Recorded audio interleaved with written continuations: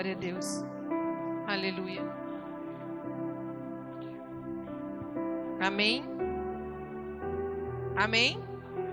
Você está feliz com Jesus? Os amém estavam baixos, então eu vou te dar uma oportunidade de falar um amém com bastante vigor. Você está feliz com Jesus? Aí, Luiz, onde você for, eu vou dizer, você faz esse amém. Você pode se assentar. A paz do Senhor. Glória a Deus por mais uma noite. Eu estou muito feliz. Eu confesso que por muitas vezes, eu não sei você, mas eu vivencio o que a palavra de Deus vai falar através do salmista. O choro pode durar uma noite, mas a alegria vem pela manhã. Sempre após uma grande tempestade, sai um lindo arco-íris depois. É uma aliança, Deus dizendo, fique tranquilo, não é o fim. Fique tranquilo, tem algo ainda para o Senhor estabelecer.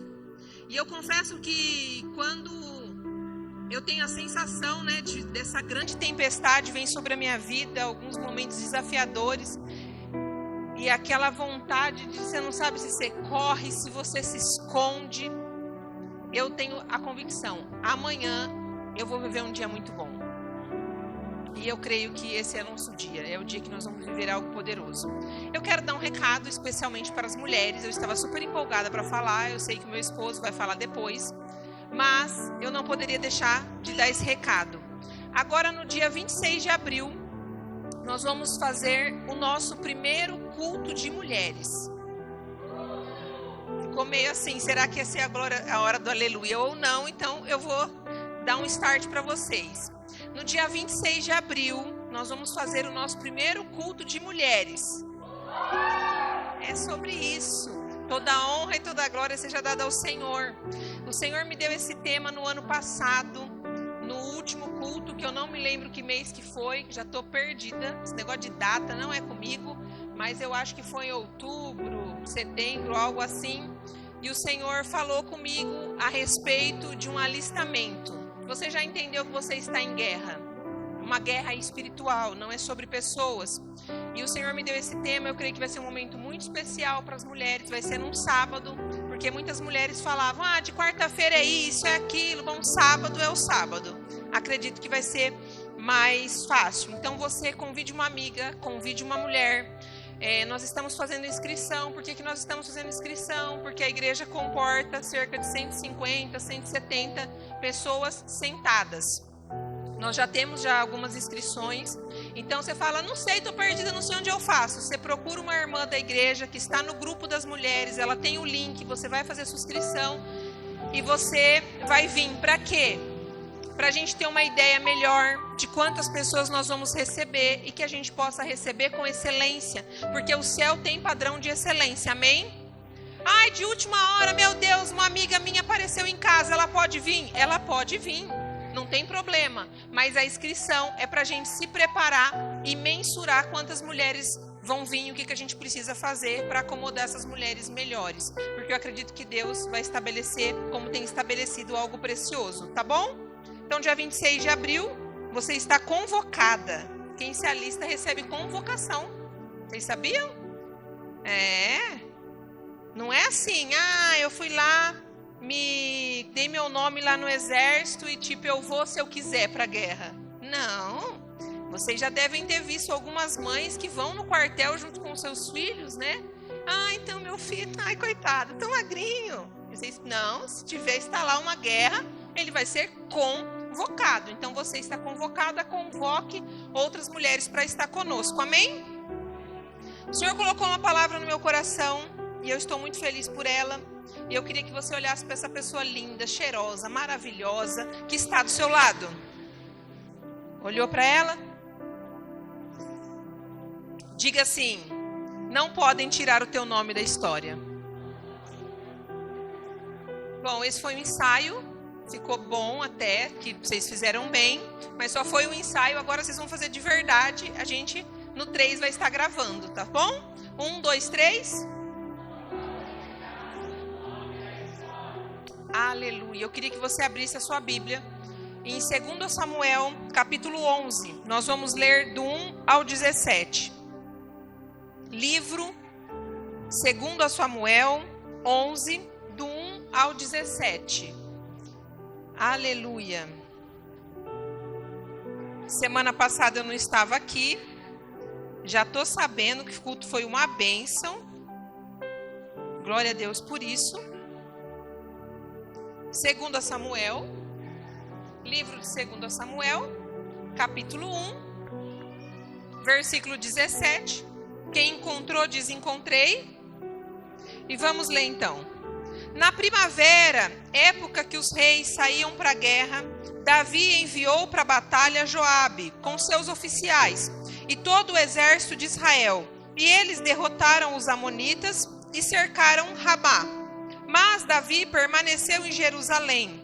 Uma tarde, Davi levantou-se da cama e foi passear pelo terraço do palácio.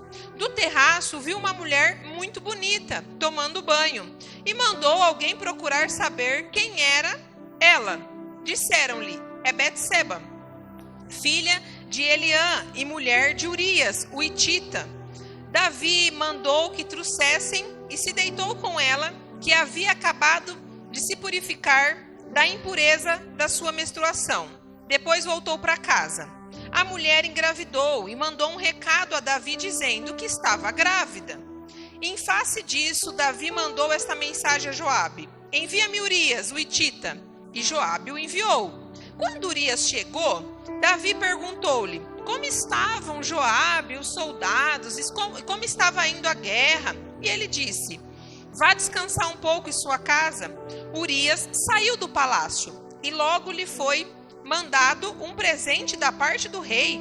Mas Urias dormiu na entrada do palácio, aonde dormiam os guardas do seu senhor, e não foi para casa.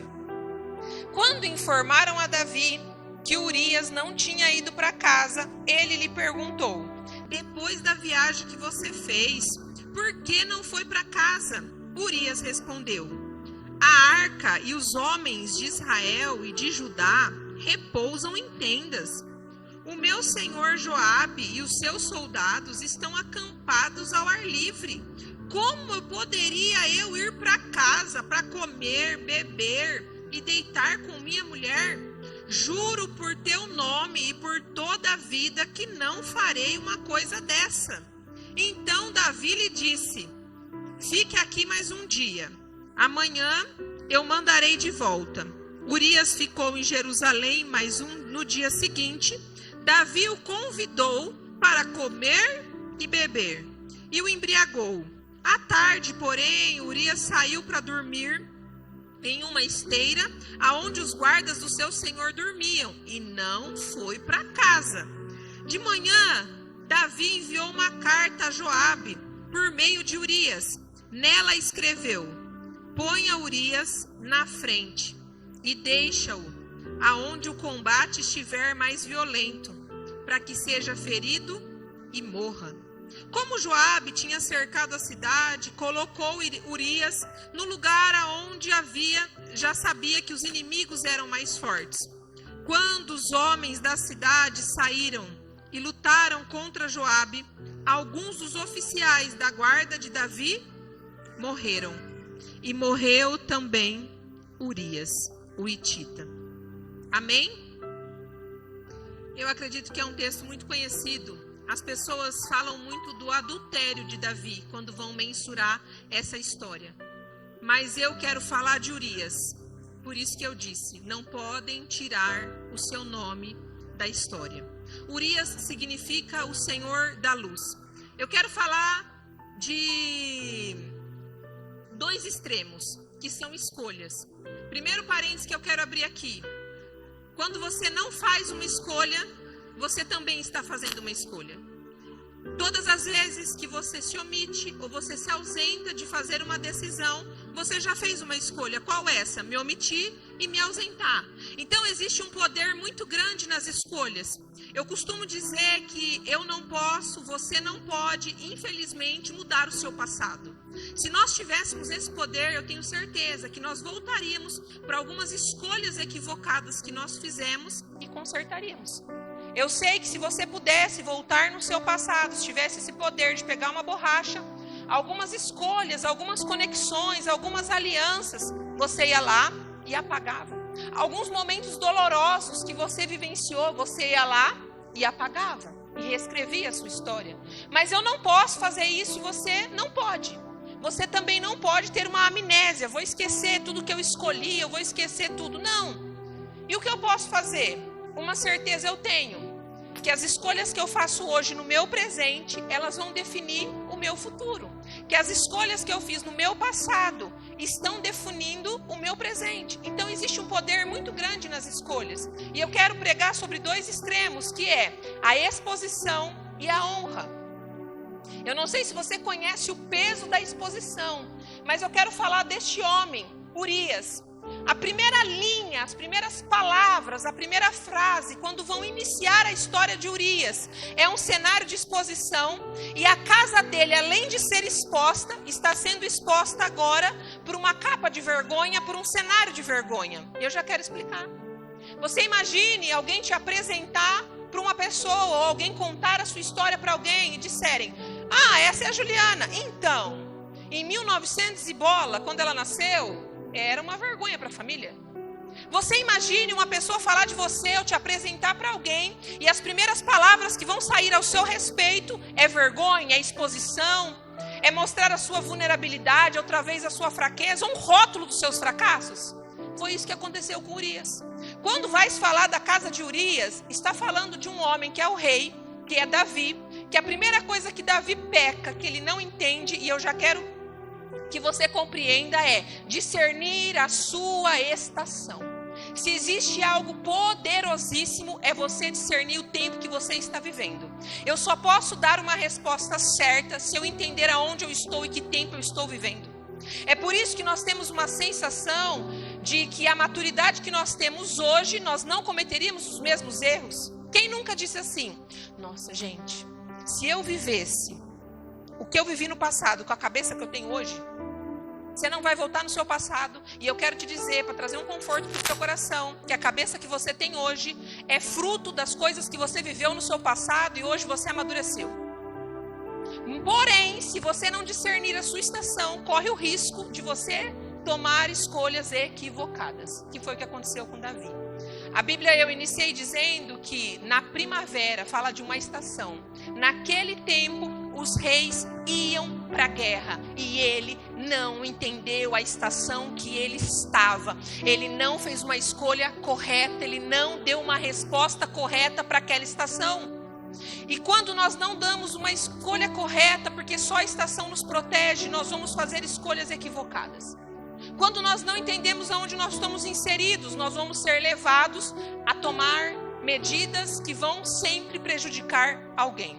E aí, o que esse homem faz? Ele coloca uma casa em vulnerabilidade, ele estava no terraço. E o texto diz que ele via Betseba tomando banho, então ele tinha acesso. Você semana passada ouviu: não use da intimidade com Jesus para atrair Jesus. E eu quero te dizer agora: não use dos acessos ou da intimidade que você tem com pessoas para expor pessoas. Essa era a hora do amém.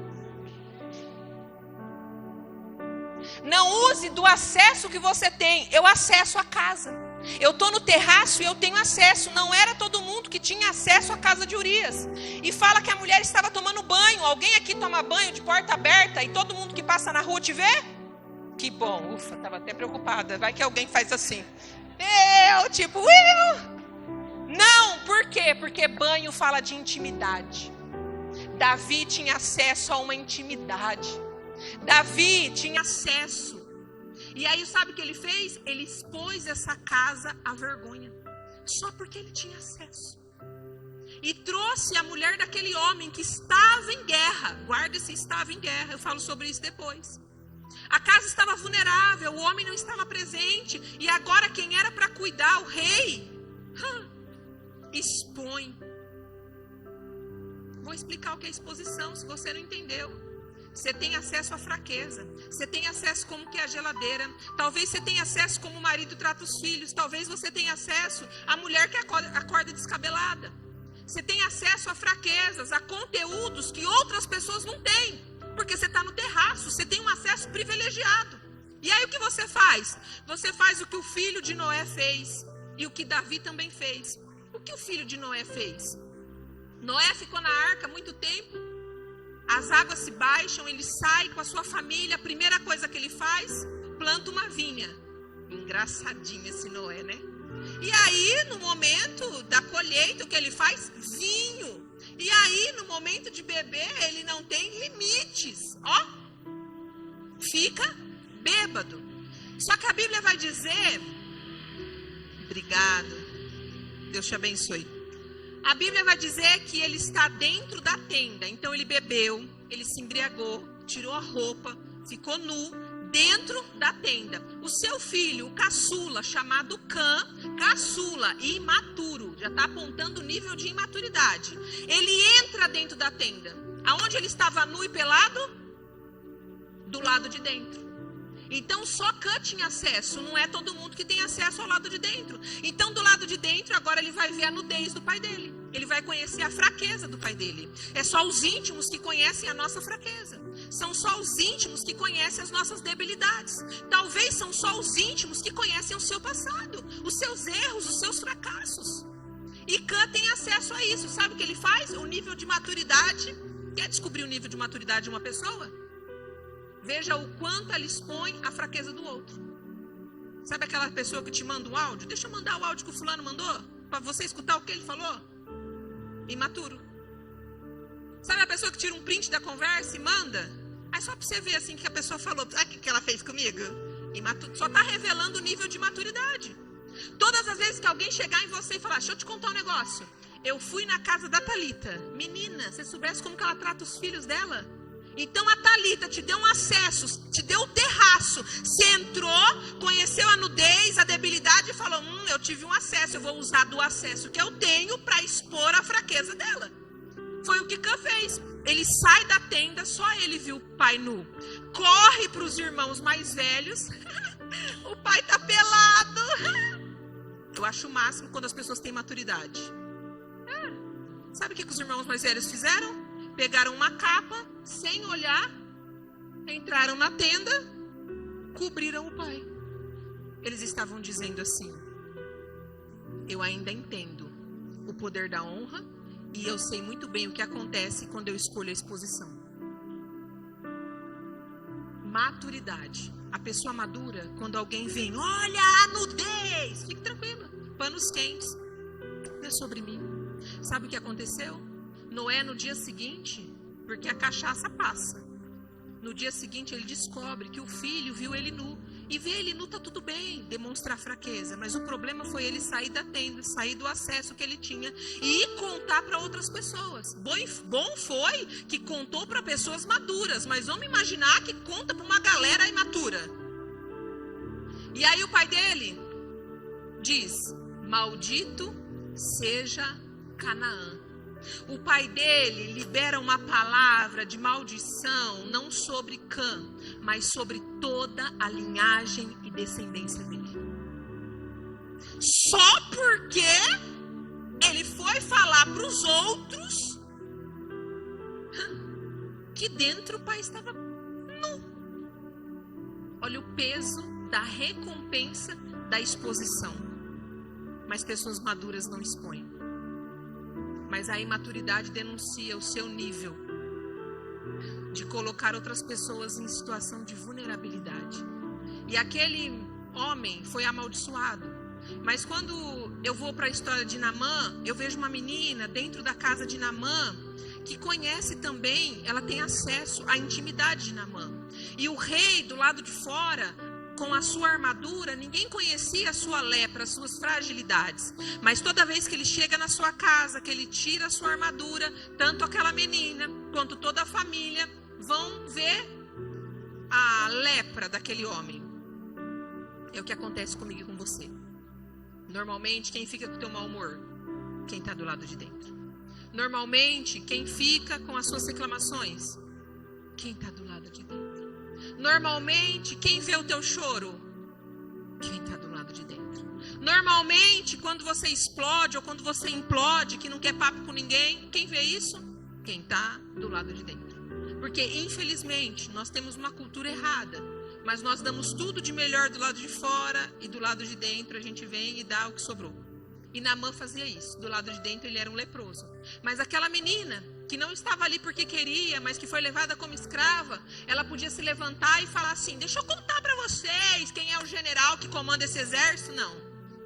O texto diz que um certo dia ela se levanta e fala: se ele conhecer o profeta de Israel, se ele conhecesse. Ela não expõe. Davi expôs a casa de Urias, porque ele tem acesso e ele vai lá e ele expõe. E lá na frente, eu vou chegar lá, mas quando Naamã vai confrontar Davi, o pecado de Davi, uma das palavras que Naamã fala Natan fala Davi, Deus te perdoou, mas a espada não vai se ausentar da tua casa. A casa dele recebeu uma sentença, um decreto, por conta de uma exposição. Por conta de uma exposição. A pior coisa que tem é a gente fracassar fazendo algo que está dando certo. O nosso termômetro é um termômetro muito errado, que é o está dando certo. Davi perdeu a sensibilidade porque ele venceu muitas guerras. E a Bíblia diz que eles estavam vencendo. Então, por estar vencendo, por estar dando certo, talvez naquele dia ele disse: eu não vou para a guerra. Está dando certo e deu muito certo. Ele olha a mulher tomando banho, deu muito certo. Se encantou, trouxe a mulher, deu muito certo. Os planos dele parece que estão dando certo. E eu quero te convidar a entender que o evangelho ele vai um pouco na contramão. Porque nós aprendemos que o menor é o maior. O último será o... É melhor dar do que... Tá vendo como é na contramão? Quem ganha é quem perde.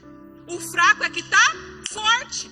Então não é porque tá dando certo que você está vencendo, que você está agradando o coração de Deus. Tem coisa que tá dando muito certo, mas é um fracasso. Palavra. Quando Jesus fala para Pedro e para os seus discípulos: eu vou ser crucificado, vão me perseguir, vão me matar, vai acontecer um monte de desgraça. Pedro faz o quê? Senhor, não é necessário. Você não precisa passar por isso. O que Jesus diz? Para trás de mim, Satanás. Que forte. Um amigo dele está dizendo: Senhor, não é necessário, é algo ruim que o Senhor vai passar. E o Senhor se levanta para dizer: quando Satanás quer te levar para um lugar de te poupar aquilo que o Senhor quer te conduzir, abra os seus olhos. Tem coisa que parece que está dando muito errado, porque ainda está te causando algumas dores, alguns desconfortos. Eu quero dizer para você, o confronto vai extrair de você tudo aquilo que não é para estar em você. Para trás de mim, Satanás. Ele não falou nem com Pedro. Ele falou com a mentalidade: esse pensamento não é do céu, porque ainda que seja duvidoso, ainda que seja doloroso, é meu propósito. Então, a casa de Urias, ela é exposta. Não use a intimidade para expor pessoas. Não use o acesso para expor pessoas. E o que acontece?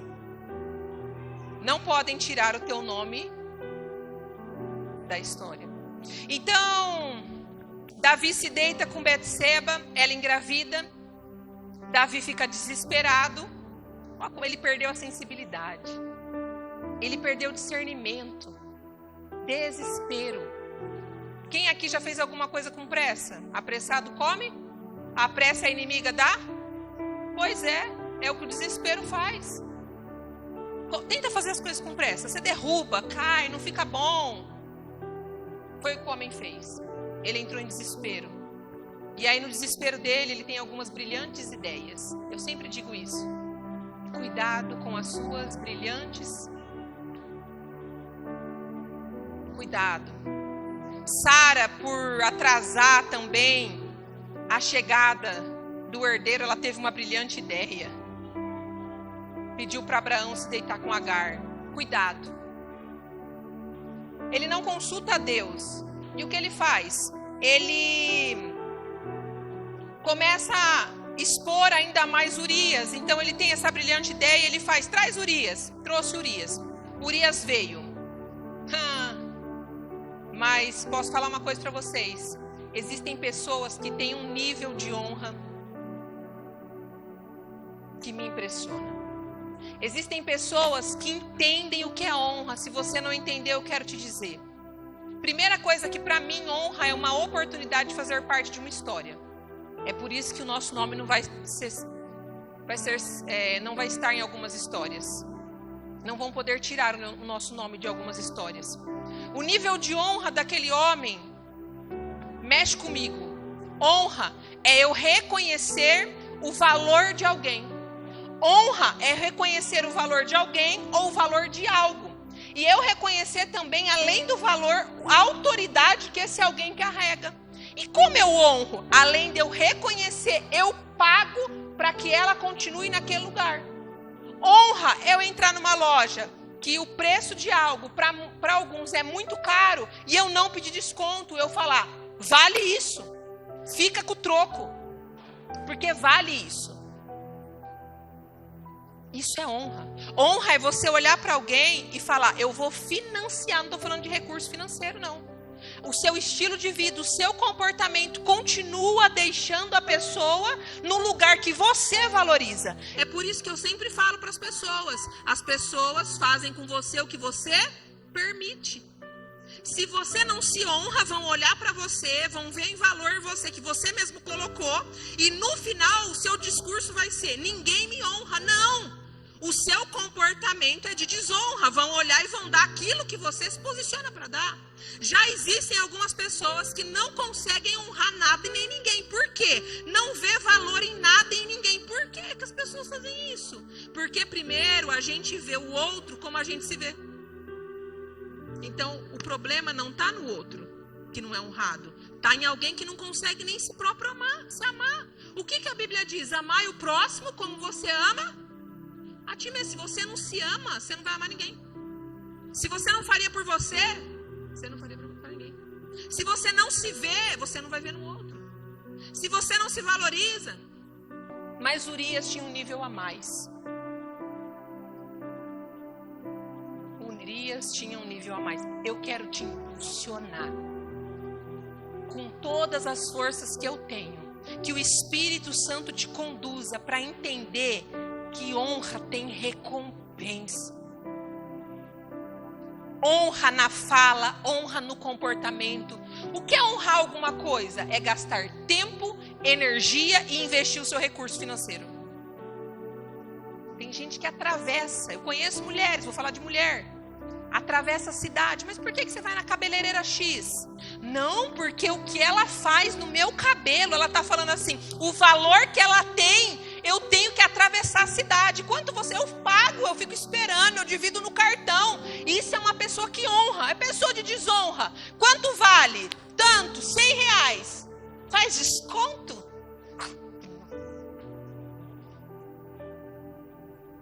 É o nível de desonra. Não consegue exceder. A palavra excelente é exceder. Eu vou além. Eu sempre faço uns testes com as pessoas, mas nem é maldade.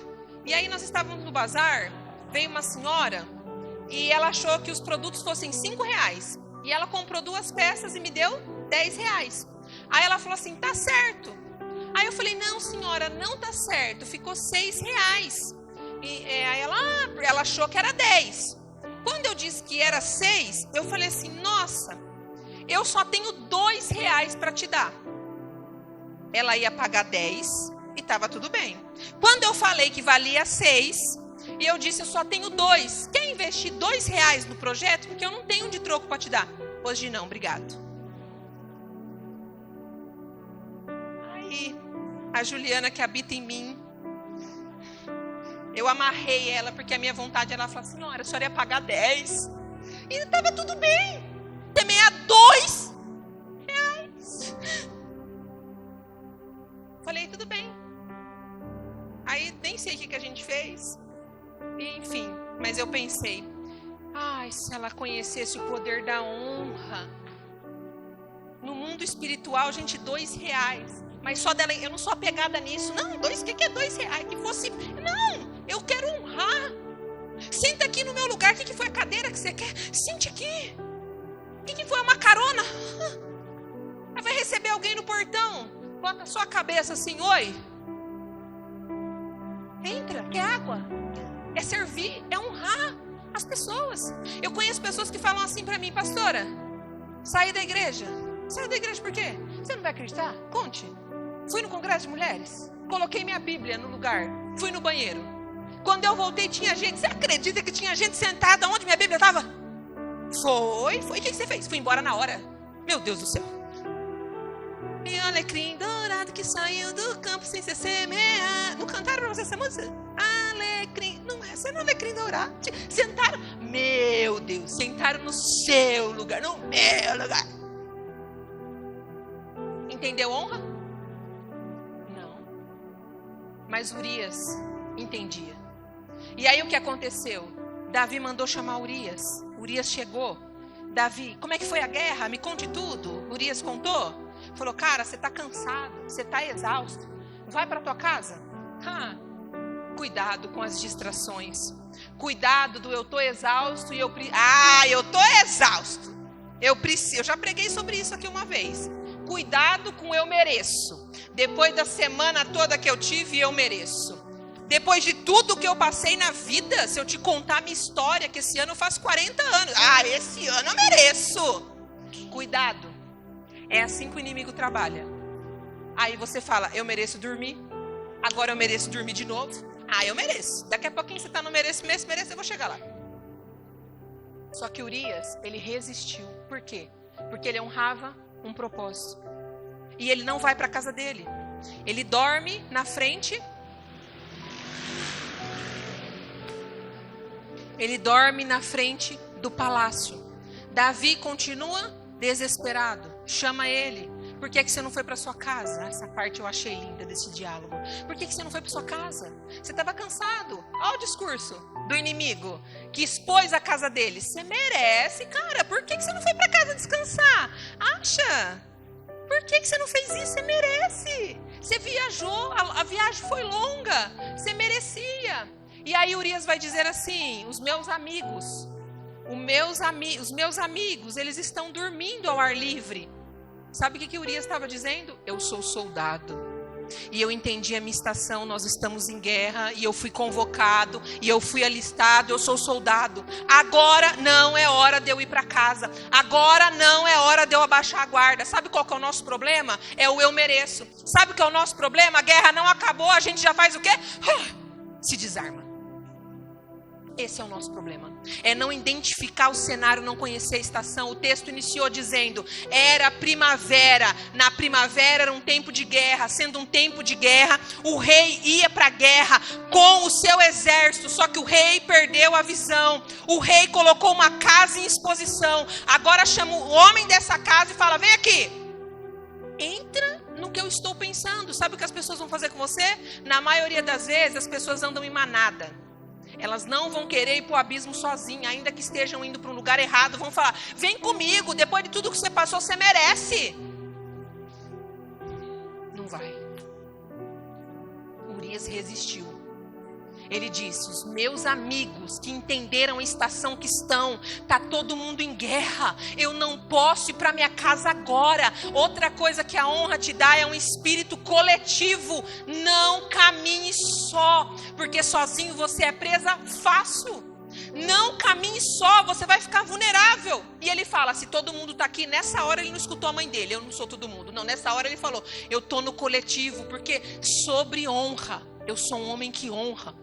Eu entendi o meu propósito. Entendeu? Não, eu não vou. A proposta foi maravilhosa. Sabe o que Davi vai fazer então? Davi está fora da visão, hein? Espírito coletivo. Antes de eu falar o que Davi vai fazer, eu quero te ensinar algo que eu aprendi. O compromisso de Deus não é como escravos. Ele não vai levar escravos para a terra prometida. Ele vai levar soldados. E quando Moisés está à frente do Rio Vermelho, e você sabe o texto, ele se desespera e ele clama a Deus, e Deus responde para ele: pede que o povo marche. Antes, vocês caminhavam. Antes, talvez vocês se arrastavam. Agora, você vai entender que você vai para a terra prometida com um posicionamento. Você vai marchar. Sabe o que Deus costuma fazer conosco? Ele nos estica. E aí, para nos esticar, Ele nos dá algumas adversidades. Quando nós estamos de frente do Mar Vermelho, que é uma adversidade, nós aprendemos que aquela adversidade não quer nos matar, apenas quer modificar a nossa postura. A adversidade não quer nos matar, quer nos modificar a nossa postura, o nosso comportamento, a nossa mentalidade. Até aqui você chegou com um comportamento caminhando, até aqui você chegou o quê? Reclamando, até aqui você chegou como? Se arrastando, porque tantas foram a adversidade, mas diante do Mar Vermelho, que estava te apontando Canaã, a terra prometida, a promessa, o novo de Deus, sabe o novo que você sonha, que você idealiza, o romper na sua vida? Deus está falando, você só vai chegar para esse novo, de desfrutar, de viver uma plenitude, quando o seu comportamento for o mesmo de quem está já ali. Consegue entender? Hoje eu me lembrei de algo. Nós estávamos chegando em casa e a nossa filha falou assim, nossa, estou tão feliz que o pai comprou uma maquiagem para mim, eu já vou usar para ir no culto. E na hora que ela falou aquilo dentro do carro, eu me lembrei de quando nós começamos a igreja, na garagem de nossa casa. E aí eu vindo, eu falei assim, nossa Senhor, eu me maquiava para cultuar com 3, 4, 5 pessoas. Arrumava o cabelo, colocava a melhor roupa. E naquela hora o Senhor disse, porque o seu comportamento não é sobre o que você está vivendo hoje, é sobre o lugar que você quer estar.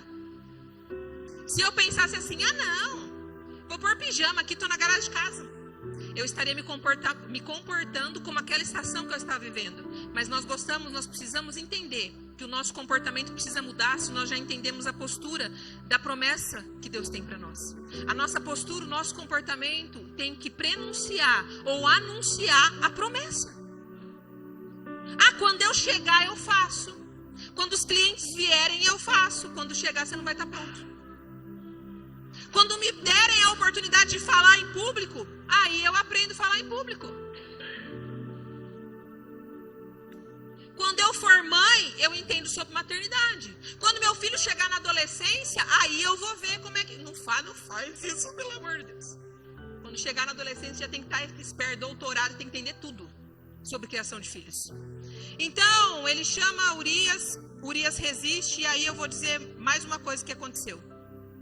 Segundo dia, você não foi para sua casa. Esse é o diálogo. Você não foi para sua casa, Urias. Vamos beber? Vamos comer?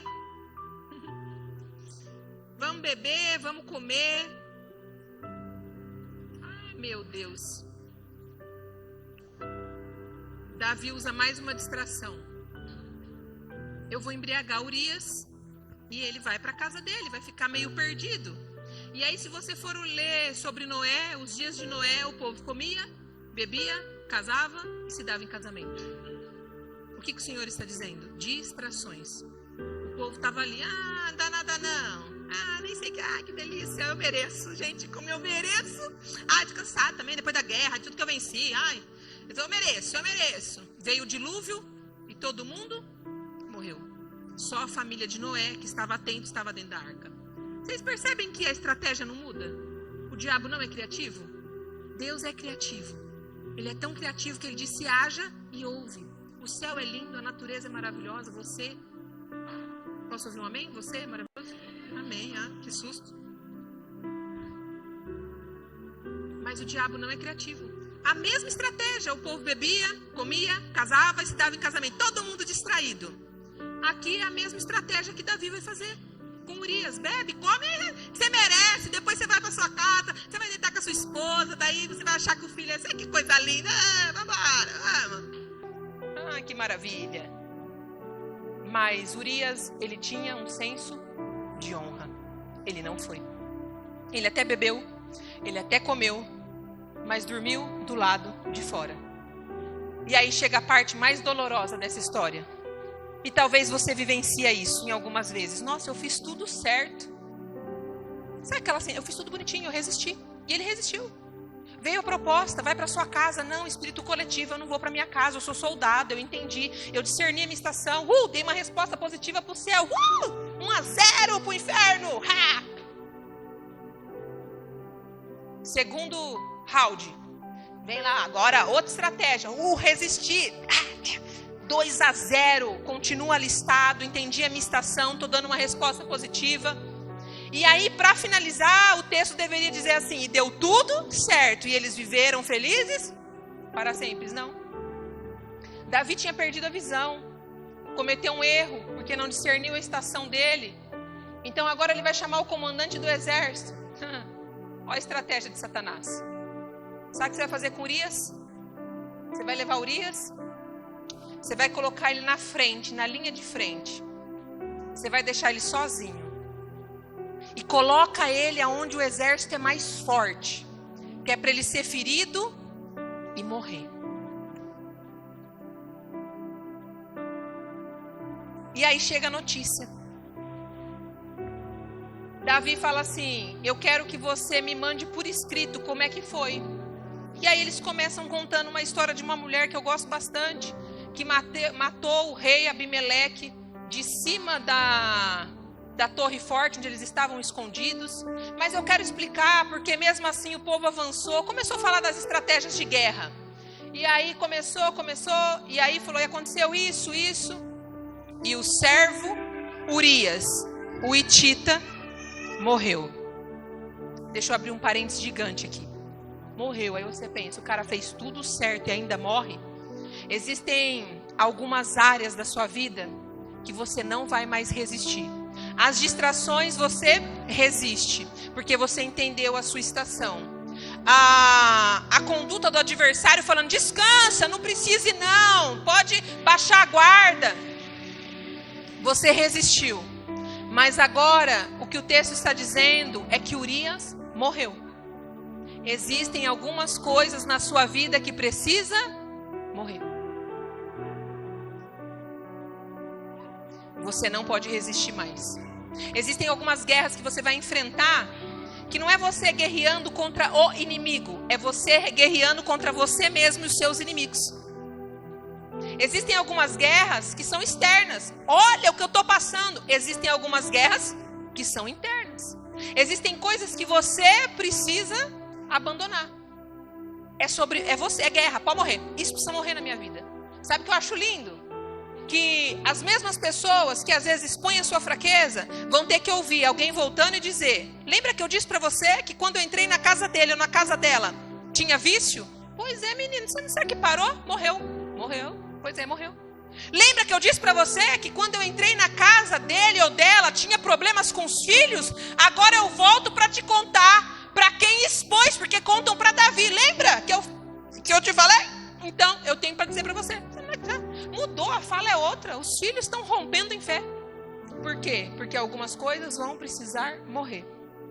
Mas o que eu acho maravilhoso é que vão dizer, o servo Urias morreu. Podem chegar para falar que você perdeu alguma coisa, mas não vão falar sobre o nível da sua intimidade. Podem falar que viram a sua casa e você está com problema no casamento, mas não vão poder falar do seu nível de intimidade. Podem chegar e falar, mas os seus filhos não querem vir, é uma exposição. Pode falar que os meus filhos não querem vir, mas não podem falar do meu nível de autoridade. Podem falar que o meu negócio fechou, está à beira da falência. Contou a notícia? Contei, mas não podem falar do meu nível de intimidade, porque servo significa aquele que se rende, é íntimo. Consegue entender? Quando deram a notícia que Urias morreu, disse, o servo morreu, Urias morreu, mas ninguém pôde tirar da vida dele, da história, quem ele verdadeiramente era. Você ficou sabendo? Fulano separou e o nível de intimidade com Deus? Não posso falar do nível de intimidade. Você ficou sabendo? Foi mandado embora. Ou baixou o cargo de gerente, agora já não é mais gerente. Pois é, aconteceu isso. Aconteceu. Agora conta para mim, como que é o nível de rendição, de submissão diante de Deus? Alguém pode falar do nível de submissão, de rendição de Deus? Não. Podem contar as áreas na sua vida que morreu.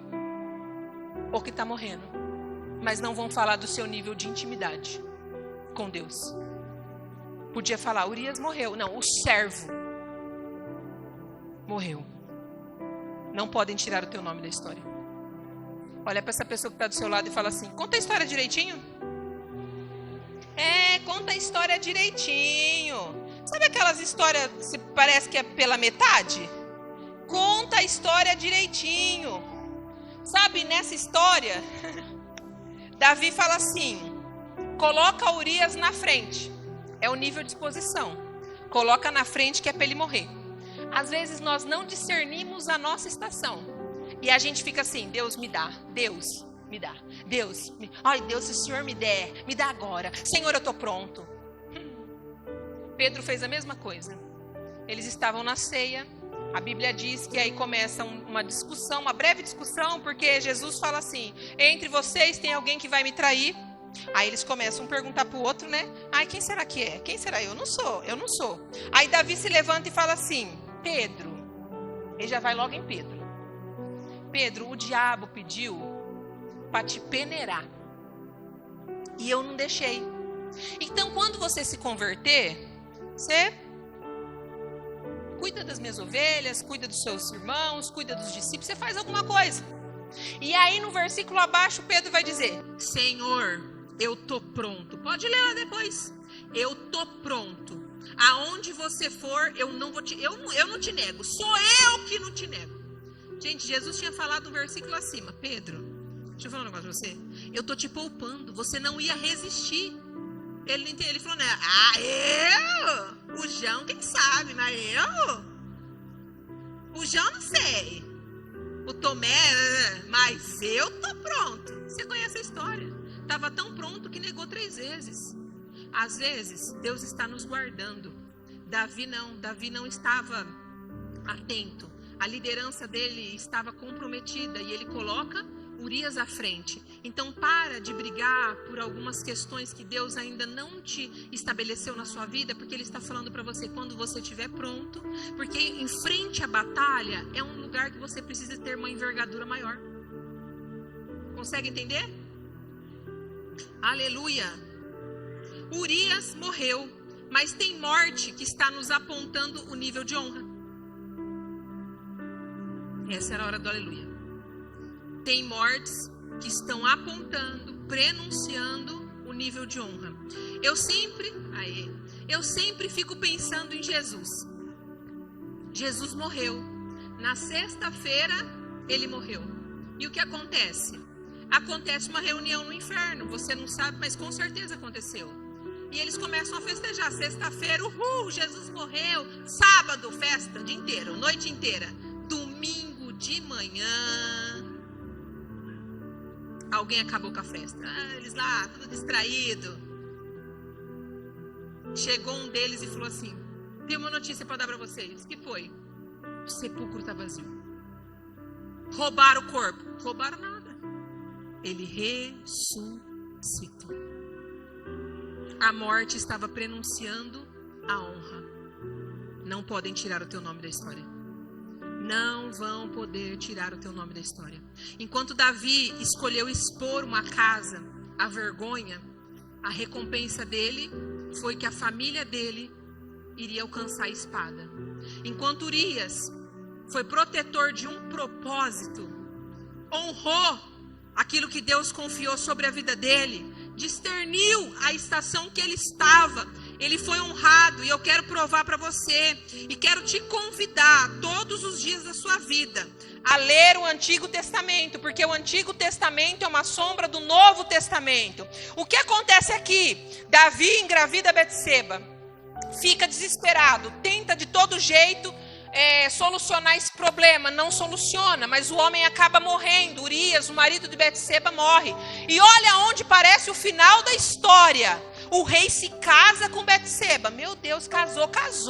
Foi para casa com ela. Ela tá lá gerando o menino nasce. Olha, que propaganda de margarina. Tá tudo certo. Mas chega um profeta dentro da casa dele, começa a dizer acerca do que o Senhor estava dizendo. Davi se arrepende, escreve um dos mais lindos salmos, Salmo de número 51, aonde ele vai dizer: Senhor, tira tudo de mim, mas não tire a tua presença. Que lindo. Tá tudo bem, mas a história não acabou aqui. Lembra que eu disse? Conta a história direitinho. Não podem tirar o teu nome da história? Glória a Deus, porque havia uma promessa sobre a casa de Davi. E Davi se arrependeu, entendeu.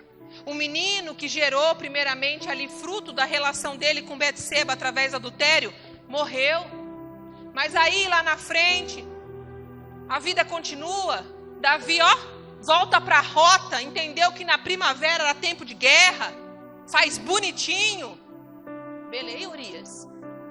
Que honrou e morreu. Não é essa a história? Mas não é o fim. Mateus capítulo 1. A nova e eterna aliança. E eu queria toda a atenção de vocês para vocês entenderem. Olha o que diz: registro da genealogia de Jesus Cristo. É aquela da parte da Bíblia chata. Ai, genealogia. Por que tem genealogia na Bíblia? A gente às vezes fica meio perdido, não entende, porque fulano gerou fulano, ciclano gerou ciclano, Beltrano. Aí você pula e vai já para ver o que Deus quer falar com você. Eu quero te convidar, lembra que eu disse? A ler tudo que está escrito na Bíblia? Vamos lá. Registro da genealogia de Jesus Cristo, filho de Davi, filho de Abraão. E Abraão gerou Isaac. Ninguém falou de Sara. E Isaac gerou Jacó. Ninguém falou da Rebeca. Jacó gerou Judá, ninguém citou a Lia, e os seus irmãos, nem a Raquel, que era a favorita para Jacó. Judá gerou Pérez e Zerá, cuja mãe foi Tamar. Guarda aí, Tamar, consegue gravar? Até então, não tinha citado mulher nenhuma, agora citou a Tamar. Pérez gerou Esrom. Ninguém falou quem foi a mãe de Esrom. Esrom gerou Arão. Sabe Deus quem é a mãe de Arão. Ninguém falou dela aqui. Arão gerou Aminadab. Aminadab gerou Nazon. Nazon gerou Salmão. Sei lá quem que foi a esposa de Arão. Salmão gerou Boaz, cuja mãe foi Raabe. Opa! Agora a história tá ficando boa. Ué, falou de Tamar, só falou de Raabe, não falou de uma galera. Guarda quem? Tamar e... De novo. Tamar e... Boa. Boaz gerou Obed, cuja mãe foi Ruth. Ah, fala sério. Agora vem Ruth. Então Tamar. É isso. Obed gerou Jessé. E Jessé gerou o rei Davi. O rei Davi gerou Salomão, cuja mãe tinha sido mulher de Urias. Urias gerou alguém? Não gerou ninguém. Mas o nome dele está na genealogia de Jesus. Sabe por quê? Ninguém pode tirar o teu nome da história. Morreu? Acabou? Não, conta a história direitinho. Ninguém pode tirar o teu nome da história. Mas por que não tinha o nome de um monte de gente aqui? Eu não sei o nível de honra de cada um. Eu não quero falar daqueles personagens. Eu quero falar de personagens que Deus fez questão. Podia ter falado da Betseba. Quem gerou Salomão foi Betseba, não foi Urias. Urias já tinha ido há muito tempo. Mas eu quero dizer para você, quem tem compromisso com você não é o tempo, é o dono do tempo. Não tem como contar história. Se você foi relevante, não tem como tirar teu nome da história. Eu às vezes brinco, falo assim, eu quero ver não falar meu nome na história. Fala, põe meu nome aí. Eu quero ver tirar o teu nome da história. Mas você é quem honra ou você é quem expõe? Se for quem expõe, talvez o teu nome não esteja na história. Não podem tirar o teu nome da história. É o nível de honra. Bill Johnson, ele tem uma frase que ele diz assim: Deus não quer apenas te dar coisas, Ele quer fazer história através de você. Amém. Deus não quer apenas te confiar coisas, Ele quer fazer história através de você. Fazer parte da história. Eu faço parte, eu fiz parte. Eu tenho um nível de honra. Ninguém pôde tirar o nome de Urias na história. E eu vou explicar para você, eu já estou encerrando. Por que está faltando tanta gente, né? Mas eu quero falar do nível de honra. Conta a história direitinho. Tamar. Não vou entrar na história de Tamar, porque a gente vai encerrar. Mas quando começa a história dela, as primeiras frases vão falar quem é Tamar. O texto começa dizendo que ela era nora de Judá. E o esposo dela não queria que ela fosse frutífera, a ponto do Senhor matar aquele homem. Matando aquele homem, ela se torna agora viúva. Então olha como é que começa a história, rejeitada e viúva. Só que aí existia uma promessa sobre a casa de Judá. E naquela época, se precisava se casar, a mulher ficou viúva, quem casa é o irmão. E o irmão número 2 casou, o homem também morreu. O irmão número 3 era criança. Então Judá fala assim, fique tranquila, imagina, eu tenho compromisso com você. Quando esse menino, meu filho, crescer, você vai se casar, descansa seu coração, você vai casar com ele. Sua linhagem pode ficar tranquila, vai cuidar de você, você vai ser resgatada. O menino fica mais velho, Judá cumpre ou não? Não, não cumpre, não casa. Não dá. O que ela faz? Se veste de prostituta. Fica na beira de uma rua, pensando assim, da estrada. Ele vai passar, Judá vai passar, vou dormir com ele. Dorme com ele, ele não reconhece ela. Ela pega alguns utensílios dele, porque ele não tinha dinheiro para pagar. No dia seguinte o servo vai pagar, ela não está ali. Passa-se um tempo, a barriga cresce. E vem a exposição. Aí vem a galera, Judá, lembra da sua nora Tamar? Tá grávida, manda matar. Que gracinha. Não cumpriu o que ele tinha liberado, mas para mandar matar, é bem assim. As pessoas não cumprem o que fala, mas na hora pode acabar com a raça, pode acabar com a raça. E aí, ela pega os pertences e fala assim, quem deitou comigo foi o dono desses pertences aqui. Na hora, Judá é tomado de temor. E olha como é que encerra a história dessa mulher. Ele fala assim, ela é mais justa do que eu. O que ela é? Justa. É por isso que o nome dela está na genealogia de Jesus, porque ela foi justa. E aí do nada agora aparece Raabe. Raabe é sensacional, porque além dela entrar em Mateus, na genealogia de Jesus, ela entra no rol da fé de Hebreus. A Raabe arrebentou. Ela entrou na genealogia de Jesus e ainda entrou no rol da fé. Vão citar Raabe, por quê? Como é que inicia isso? Quem que foi essa mulher?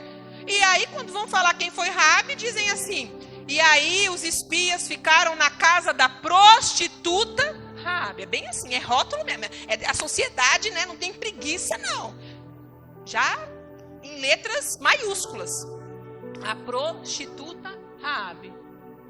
Só que sabe como ela é conhecida depois? Que guarda os espias. Também entra para a genealogia de Jesus, como eu disse, para o rol da fé. O texto vai dizer que ela tem um diálogo com os servos de Josué, e ela diz o seguinte, eu sei quem é o Senhor. E quando vão falar dela, vão dizer, ela é uma mulher de fé. Justa e agora uma mulher de fé. Então falam de Ruth também. Foi. E quem foi Ruth? Como é que iniciou a história de Ruth? Inicia falando que era uma moabita, um povo amaldiçoado por Deus, e ainda ela era viúva. Aí tem mistério aí, você pergunta, mas por que Deus escolheu 2 viúvas? E por que a Bíblia fala tanto que Deus é o pai dos órfãos e fala das viúvas? Porque ele quer falar que além de pai, ele é provedor. Você não entendeu? Além de pai, ele é provedor. Ele é resgatador. Eu não sei como começou a sua história, ele sabe. Mas você percebeu que ele confunde? Ele escolhe os improváveis para falar, fique tranquilo, isso é só o começo da sua história, tem final para sua história. E tem um detalhe, ninguém pode tirar o teu nome da história. Começou mal, não, fica de pé. Não podem tirar o teu nome da história. Mas como é que eu faço história? Sendo guardião de propósito.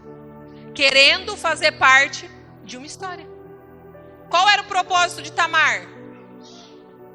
Que Judá gerasse.